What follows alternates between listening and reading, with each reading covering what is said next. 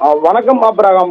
தமிழகத்தில் உள்ள அரசு மற்றும் தனியார் பேருந்துகளில் படிக்கட்டில் எத்தனை பேருந்துகள் தானியங்கி கதவு பொருத்தப்பட்டுள்ளது, எத்தனை பேருந்துகள் தானியங்கி கதவு பொருத்தப்படாமல் உள்ளது என்பது குறித்து தமிழக உள்துறை செயலாளர், போக்குவரத்து துறை செயலாளர் உள்ளிட்ட பதிமொழி தாக்கல் செய்ய உயர்நீதிமன்ற மதுரை கிளை என்ற தினம் உத்தரவு பிறப்பித்துள்ளது. ஆபிரகாம், இளைஞர்களின் நலன் கருதி தமிழகத்தில் அரசு தனியார் பேருந்துகளில் படிக்கட்டு பயணம் தவிர்க்கும் வகையில் அனைத்து பேருந்துகளிலும் படிக்கட்டுகளில் தானியங்கி கதவுகளை பொருத்த வேண்டும் என்றும் உயர்நீதிமன்ற மதுரை கிளை உத்தரவு பிறப்பித்துள்ளது. ஆபிரகாம், அதாவது தமிழகத்தில் பள்ளி நேரத்தை கணக்கில் கொண்டு கூடுதல் பேருந்துகளை இயக்க வேண்டும் என்ற பொதுவெளியில் பதிவான கோரிக்கைகளை ஏற்று உயர்நீதிமன்ற மதுரை தாமாக முன்வந்து அதை கிட்டத்தட்ட 2013 ஆண்டு இந்த விசாரணைக்கு இந்த வழக்கை எடுத்தது. ஆபிரகாம், பல்வேறு கட்டங்களாக இந்த வழக்கு விசாரணை வந்த போதும் இந்த நிலையில் இந்த வழக்கு இன்னும் நீதிபதிகள் சுரேஷ்குமார், அருமுருகன் அமர்வு இந்த விசாரணைக்கு வந்தது.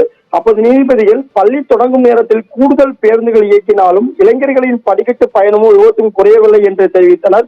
மேலும் ஓட்டுநர்களும் நடத்துனர்களையும் எப்படி சமாளிப்பார்கள்? பல இடங்களில் ஓட்டுநர் நடத்துனர்கள் இளைஞர்கள் தாக்கும் காட்சிகள் தற்போது தொடர்ந்து அரங்கேறி வருகிறது. இளைஞர்கள் ஜாலியாக படிக்கட்டு பயணம் செய்வது விபத்து ஏற்படுத்த இளைஞர்களின் பலியாகின்றது என்றும் தெரிவித்துள்ளார். ஆபிரகாம், எனவே இளைஞர்களின், மாணவர்கள் உள்ளிட்டவர்களின் நலன் கருதி தமிழகத்தில் பேருந்துகளில் படிக்கட்டு பயணத்தை தவிர்க்கும் வகையில் அனைத்து பேருந்துகளிலும் படிக்கட்டில் தானியங்கி கதவுகள் பொருத்த வேண்டும் என்றும் படிக்கட்டு பயணத்தை தவிர்க்கும் வகையில் நடவடிக்கை எடுக்க வேண்டும் எனவும் உயர்நீதிமன்ற மதுரை கிளை தெரிவித்துள்ளது.